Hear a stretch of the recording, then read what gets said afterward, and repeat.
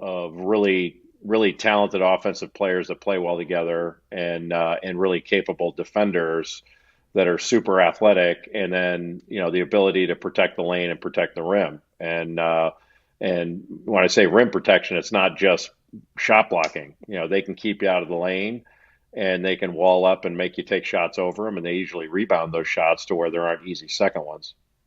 We'll end on this. It's kind of funny that Purdue's kind of breaking through. You have Zach Edey, who's just having just best college basketball season of anybody to this point. They've always been one of those teams that we've all, I think, enjoyed and rooted for. Matt Painter plays a fun style. They've had stars in the past, like Jaden Ivey was so much fun last year. And you go down the list, like Carson Edwards was a lot of fun. The offense has always been there, but the defense has. And you look at it this year, and you're like, defense is a little bit better. And if the defense can get to a certain point, you're like, okay, the offense is always going to be there, but you wondered about the defense and if they were ever going to be good enough to win enough, be good enough defensively to make a deep run. Do you buy that? So when you're saying that they're one of the two best teams, does that feel different this year when you're watching Purdue, that this feels more sustainable come March? I don't. I guess I'm like everybody else in a way where I'm sure that there are past performance issues that creep into the back of my mind about things. I mean, I can't say my brain doesn't allow that, but it's pretty rare that I allow that stuff to affect the way I view things right now.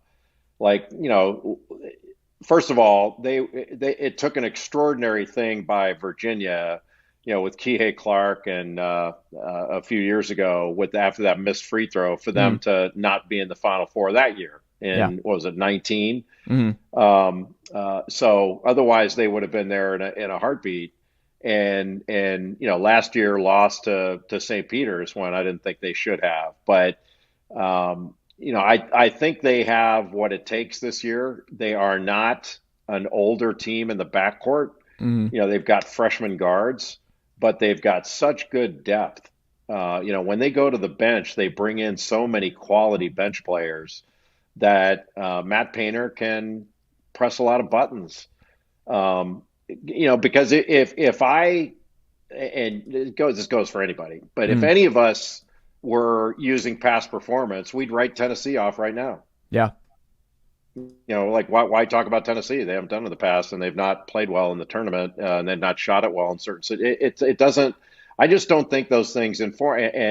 And they've had, that's been some adversity they've had. So sign them up. I mean, I don't know how this stuff works. When does adversity help you? Yeah. It helps you in hindsight.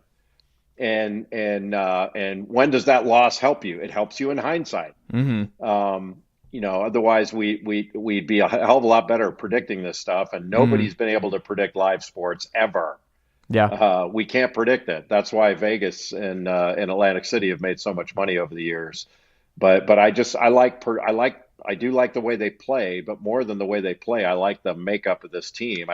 There is a function of, some of their youth that say, okay, in some of these situations that may show up in a given game, but man, it hadn't showed up yet. They've played. I've seen them in some pretty tough spots, and they've responded in a way. I think their level of competitive spirit and fire has trumped their lack of experience in those areas or those situations. So, but who knows? If it shows up later on, we'll all be able to say, "I told you so," because we talked about it once. Yeah, there you go. Jay, what can the good folks check out from you across ESPN and everywhere else this week with you? What are you calling this week?